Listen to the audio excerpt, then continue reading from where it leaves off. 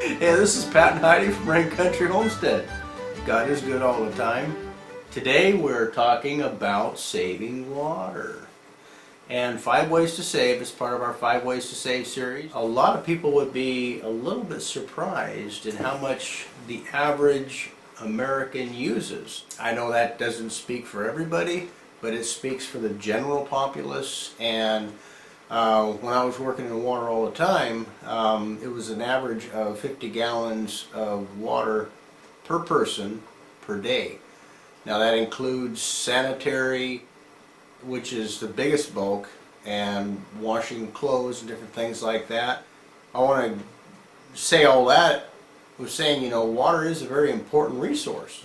Some of you might say, it don't matter to me, I'm on a well. But there's a lot of wells out there that are going dry. So water conservation should be something that we at least practice in the event that we need it. By not being water wise, you use more electricity to run your pumps. You have more wear and tear on your pumps if you're on a private well. So a lot of things to consider if you're really trying to save. You can save electricity and such like that.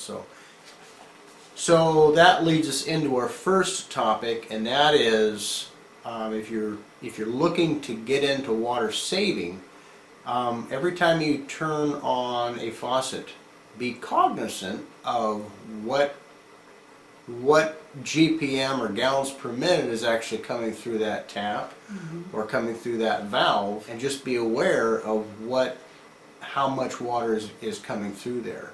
And I don't know if you guys had seen our saving electricity, but it's a lot of the same thing. Right. Being aware of what is actually coming through that switch in the effect of electricity, and in this case that valve in the respect of water. Think of what your major consumers are, or your major appliances or what have you, that are actually the big water consumers. And number one is your tub. And if you take baths, that goes for hot tubs, those are a real big consumer of water, because you're always having to fill them up, clean them out. Pools are another thing, but for general everyday use is what we really want to focus on, and that is taking baths. So running a bath takes anywhere from 25 to 30 to 35 gallons of water, and so that is a big consumer of water. That's a major consumer of water. And your next biggest consumer is the flushing of toilets. Now we've gone so far as to purchase a toilet that is actually a 2-flush system, and the one side will take care of the light loads, and then the second one will take care of the heavier duty loads. Even though we found with this particular one, the lower flush setting actually works for everything just fine. Right. This might be a touchy subject, but some people will go so far as to, if it's yellow, let it mellow. If it's brown, flush it down. And if you think about that a little bit, you'll understand what exactly that means. So you can save quite a bit of water. You can save a lot of water that way, sure. Some people can go so far as to have a 5-gallon bucket of rainwater and use that for flushing, and that will save you, if you're hooked up to the city grid, that will also save you money and save you water. Just to recap, point number 1 is just being aware of your usage. Learn about all these different things. There's actually, look at each thing, how much water your dishwasher uses, how much, the average person uses about 20 gallons of water in a 10-minute shower. I mean, that's a lot of water. And we'll get to different points later about how you can save money or save water and some of these different things, but these are just some examples based on the average. Now this list that we found online says the actual average per person is 100 gallons per day of usage, and that's a lot. And they're adding up, washing clothes, drinking water, the toilet flushing, the showers, the baths, and just things like that. So number 2 is one of the ways that you can save water, and this is going to be dependent on who you are and the type of dishwasher you have. But washing dishes by hand is typically going to save you all the way around. Because first off, you're not using electricity, you're washing by hand, so you're not having to run the dishwasher. As far as the actual water usage, it's going to depend on how highly efficient your dishwasher is. Some can use quite a few gallons of water.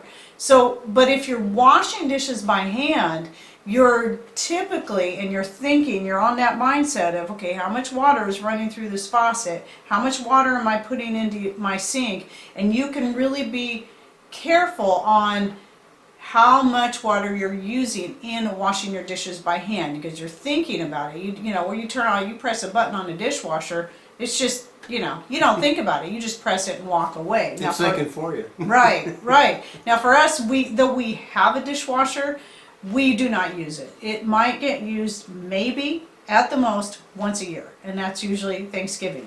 If I use it, and oftentimes I'm just like, we can do this by hand. and I don't use paper plates for Thanksgiving.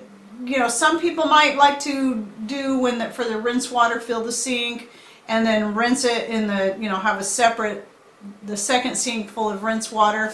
We don't prefer to do it that way, but still when we rinse, we only rinse with cold water, and we try to keep it very low, only let the water, only turn it on when you're actually rinsing a dish, and then put it up there just as minimal as possible.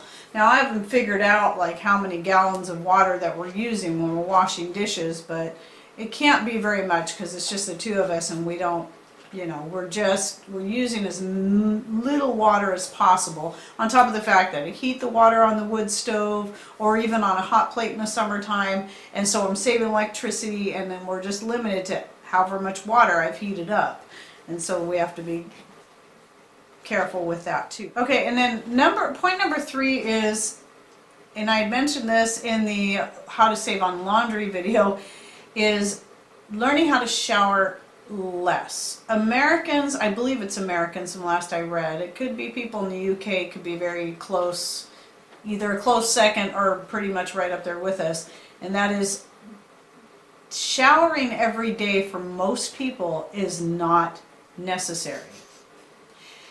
I know that, we've been raised here in America, we've been raised that, you shower or bathe every single day, but that used to not be the norm. People just didn't have running water to just turn on and use. People did not shower or bathe every single day.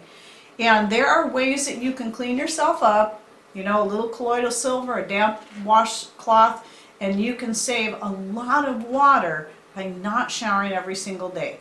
I typically, every other day for me is what I do, and sometimes maybe even every third day. But it doesn't mean you have to stink. You can clean yourself up. Just doing a basic sponge bath can do a lot. And here's the other thing, is that by not showering every single day, you're also obviously saving electricity on heating up your water. You're saving on soap, shampoo, and whatever other things that you use in the shower. You're not dirtying up as many towels. I mean, I don't throw my towels in the wash every single time that I use it. I mean, you're using a towel on a clean body anyway, but so that's going to save you money that way too, and water, because you're not having to do as much wash. So, and the other thing is, when I used to shower every single day, it was also back when I was constantly using store-bought lotions full of chemicals and garbage, and my skin and my hair were always so dry, so I was always having to use conditioner. I was always having to use all this lotion and slather my skin all over. I don't even have to do that anymore. I stopped using conditioner on my hair. I've stopped using lotion. The only thing I use is my homemade skin cream, and that I only put on my face, which I do wash every single day. And my hands and my feet are the places that those get used the most, but I have no need to put lotion all over because my skin just does not get near as dry. Part of that is also because I'm using homemade natural soap, which is so much easier and better for your skin anyway. But the showering every single day just really is hard on your skin and hair because you're every time you do that, you're flushing away all your natural oils that are there to condition your skin and keep it in good shape. Now, obviously, that's going to change if you're, working hard, you're Right. sweating, you're getting dirty, depending on what you're doing. Right. You might want to shower 2 times a day. I mean, this is just a way to save. Yeah. If you don't need to take a shower, then that's obviously Right. There's obviously going to be exceptions, Sure. depending on your job, what you're doing. And we don't want to. Mr. Rain has had to do some pretty dirty jobs, and ended up having to take a second shower some days. That just happens. Just like I mentioned in the laundry video, though typically I don't wash my skirts every day. Sometimes I'm out there in the garden and I get pretty muddy, or maybe I'm in here canning and I can get pretty messy in the kitchen and get food all That's okay. I can just take the water hose and on a very high setting for a short period of time and just spray her off real quick and let her dry out there in the yard. No, not happening. But anyway, I say that because some people were in the last video bringing up some exceptions, and yes, there are exceptions, just like there are with me. I mean, we all have those. But typically, for most people, especially if you're working an office job or something like that, the need to shower every single day is just not necessary. Okay, number 3 kind of segues into number 4, and that is saving money in the shower while you're showering. And we have a 1.5 gallons per minute shower head, low flow shower head on our shower. And just before that, we have a small little quarter turn ball valve on there. So what we do is we get in, we get wet, we get sudsed up, we wash up, and then we turn the valve back on. And the neat thing about that valve, not only is it gives you the water when you need it, you can actually regulate how much water comes out of that. You can regulate that down to where it's a real low flow. And I know there's a lot of you guys out there that have 50 gallons per minute coming out of your tap, and you're not happy unless you're actually absolutely in a deluge and you're having to wear a snorkel night or to take a shower. But if you get used to a low flow shower head, it's okay. It takes time to get used to it at first. Right. But we've been using a low flow since our kids were babies. Yeah, for years. So we're used to it. It works good, and it saves you a ton on water usage. One of the things you have to think of is, and this is what helped us get us in this mindset, was when we used to have, we had a camp trailer, and so we'd go take the kids, we'd go camping here and there, we'd drive down through Oregon and whatever, and learning how to be very frugal with the water supply so that we have enough for all 4 of us to get cleaned up when we need to, and to flush the toilet and things like that. You have to really be careful about how much water you're using in a shower. So I'd use as little as I possibly could. And so it's just getting in that mindset. And once you get used to it, it kind of becomes more of a challenge. Like, how much less water can I use this time when I shower? And another point I wanted to bring up in a way that we save on both water and electricity simultaneously is I always keep a big pot of water on our wood stove, so I've always got hot water. So in the winter time, a lot of times what I'll do is I have a stock pot, a big stock pot in the bathroom that I keep next to the tub. And so I will take the hot water from the wood stove and pour that into the stock pot, and then add just enough cold water to get it where it's not too hot.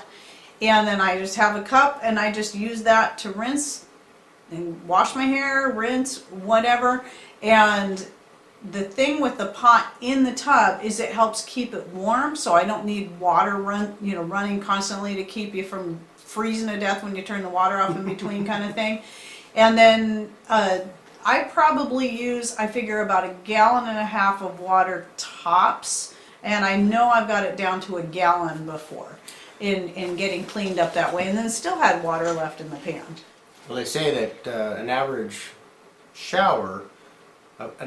person that showers a day is about 20 gallons. So that's a 10-minute shower, 20 gallons. Mm-hmm. That's a lot of water. So just having the availability to just shut off your shower while you're sudsing up is going to save you a lot on Right. your water usage and your electric bill, because one of the big major consumers of electricity is your hot water tank. Okay, and then the number 5 way is if you're gardening. There are so many different gardening styles and things that you can do that will help save water and having to water your garden. Now, for a lot of people, they find the Back to Eden garden works really good for them and they almost never have to water. That's not a doable thing for everyone. So you need to find a gardening style that works for you. One thing I have found, I don't really do the Back to Eden thing. I don't do the wood chips and all that kind of stuff. If I have wood shavings that I can use, yes, I will throw those onto my garden. I just try to find whatever's available that I can get for free. Grass clippings are a really good source of mulch that you can lay down that will also retain water in the soil.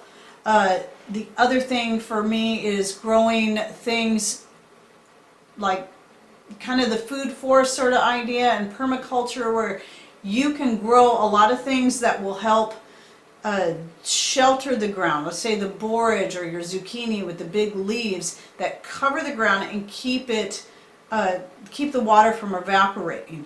And so companion planting is the other thing I wanted to say. So people will grow, let's say, their zucchini or their squash around their corn, and that will shelter the ground and help protect the corn, and then the beans around the corn, and you really don't need to water that much because you got the big leaves, again, keeping the soil from drying out, and you're also growing all this stuff side by side and making the most of your space as well as your water. So look into the various gardening styles that will work for you and helping you conserve water. I know Mr. Rain had a couple of ideas that he was talking about too.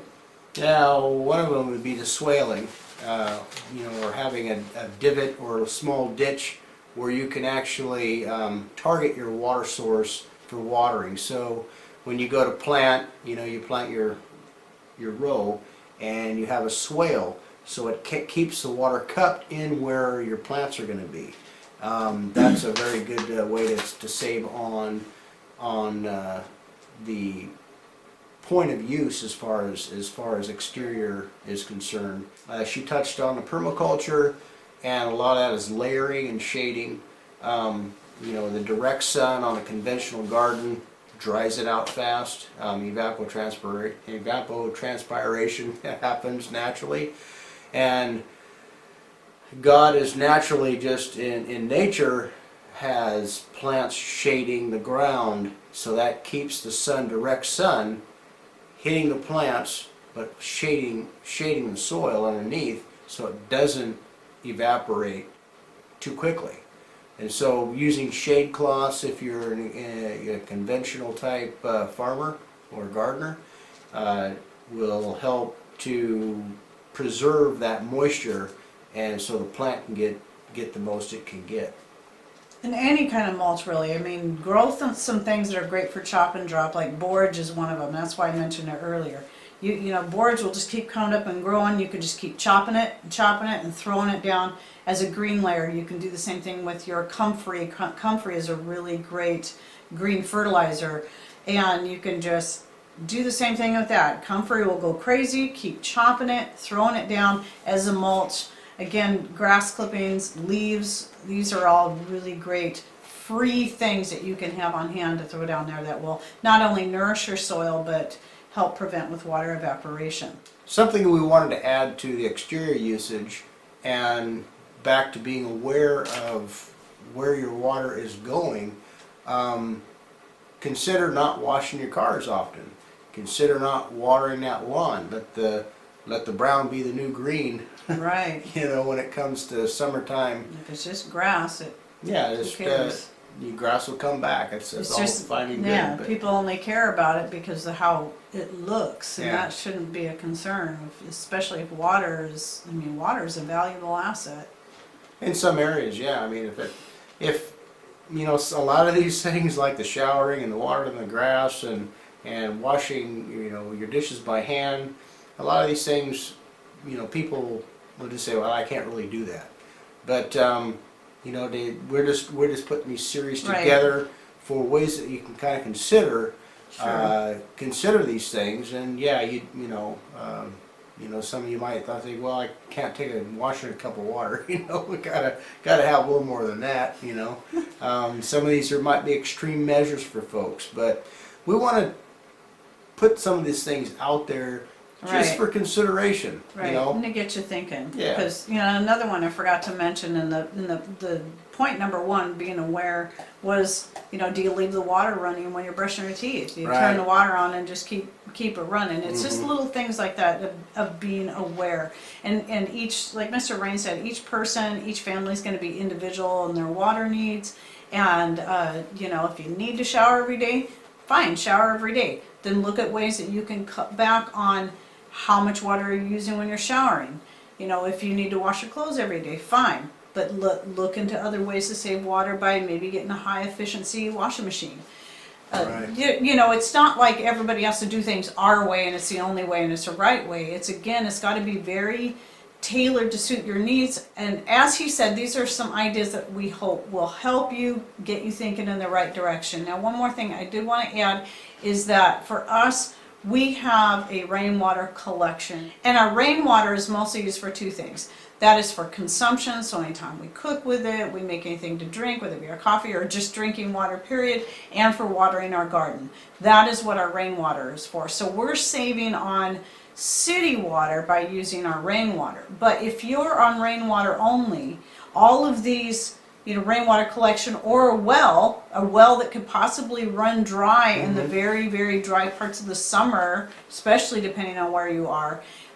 Learning to conserve water obviously is going to be extremely important. Or if you're thinking about going these ways, like relying solely on rainwater. I mean, around here, we get lots of rain, so typically you wouldn't think it would be a problem, but even with 120 inches average rainfall per year, right in the middle of summer, right towards that end of summer, we have 3 months sometimes that are dry, and we have had 1 year where we ran out of rainwater.